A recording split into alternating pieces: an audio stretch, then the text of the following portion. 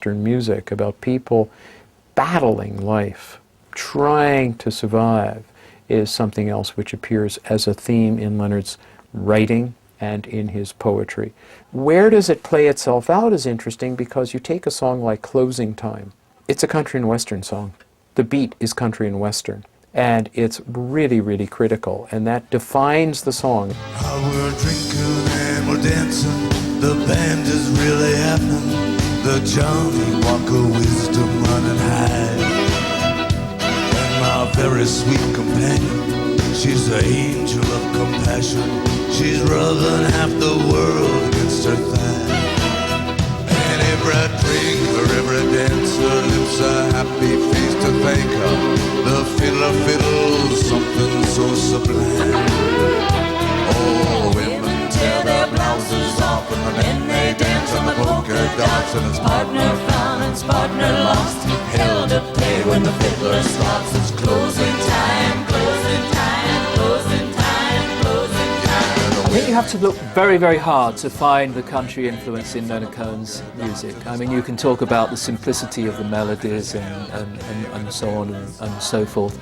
To make effective country music, you have to, if you're a poet like Cohen or Dylan, you have to simplify it. I mean, the example of Dylan is instructive. I mean, if you look at Dylan's work when he goes to Nashville and records Nashville Skyline, he forces himself to write in a quite different way. He strips away a lot of the imagery and the surrealism and the symbolism that he's previously used, and he writes in a much more direct and simple way. There aren't many examples of Cohen stripping away or paring back the poetry to capture the simplicities that you would associate with country music. I think he admired the simplicity of country music, but no, I mean, there aren't many examples of it in his work. Another artist whose influence is hard to detect in Cohen's work, but who remains one of his key musical inspirations, is the peerless soul music pioneer Ray Charles. A multi-talented pianist, singer and arranger whose willingness to constantly update his repertoire resulted in a vibrant career and enduring relevance.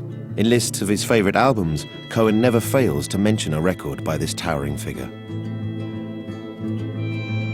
Ray was the classic entertainer in the totally professional mode, plus a soul communicator, marvelous piano player, fantastic piano player, and wonderful arranger, and band leader, and sound painter. He worked like Rembrandt in the studio, making canvas after canvas, record after record, on his own. Let me tell you about a girl I know. She is my baby and she leaving me go.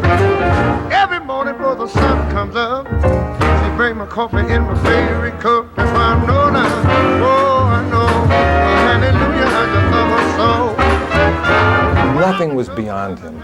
There was no genre, no style that he wouldn't attempt, no color that he wouldn't include, no flavor that he wouldn't put into his stew. So everything is in there. If you listen to his records, you will hear all kinds of colors. He can take colors and sounds and melodies and ideas from everywhere and put them through his own interior mill, and then it would come out Ray Charles music, but you would feel this deep Americana feeling. But you didn't really know how he did it. What you say? No, no. Come back, oh no more, no more, no more. Hit the road, Jack. Don't come back no more. Oh woman, don't treat me so mean, you mean so woman. I've say, I guess if you said so, I'll then have to back the thing and go. That's right, hit the road, Jack. Yeah. Don't come back, oh no more, no more, no more. Hit the road, Jack. Don't come back no more. What you say? I do think Ray Charles is very significant for Leonard Cohen. When he was writing Beautiful Losers, he was listening to The Genius Loves the Blues. What did he find important in Ray Charles? He found his voice important. I think he found the kind of connectivity between the voice and the melody very important, and the rhythm. Ray Charles's voice was distinct and unique, and you never got it confused with anyone else. That's not Marvin Gaye, is it? No, that is Ray Charles, all right? There's just no confusion, just as you know it's Leonard Cohen. Oh, you give your hand to me, and you say hello, and I can hardly speak.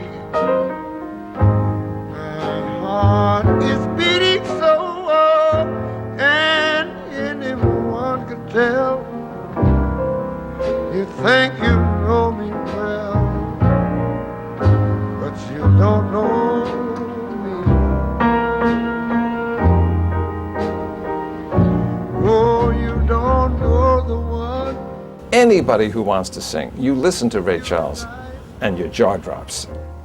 He can croon, he can shout, he can scream, he can laugh. He's the greatest American singer of American popular music, I think, without any question, because of the spectrum of sounds he could create and what he communicated. For me, the essence of it is communication of understanding. We're both human. We're alive. Life isn't perfect. There's heartache. We're going to die. We're going to get old. But I sympathize with you. Me too.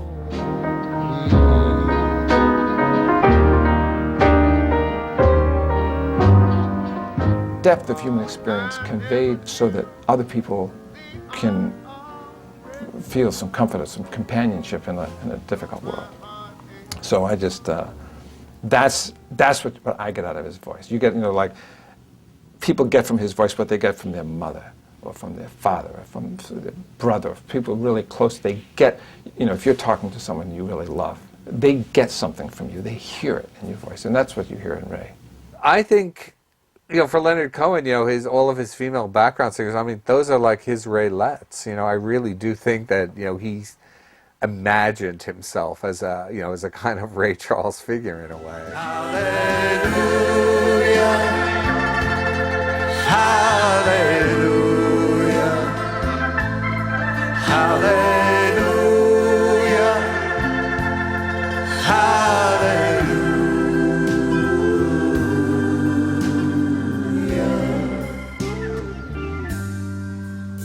There was a time you let me know. When Cohen jokes around, with a line like, I was born with the gift of a golden voice, I think he really wanted a great voice like a Ray Charles. I think he understood that he could do what he could do, but I think that, like, for him to listen to Ray Charles or Hank Williams or somebody like that, I think that was part of really wishing he could do that. Like, much more so than listening to, say, Dylan.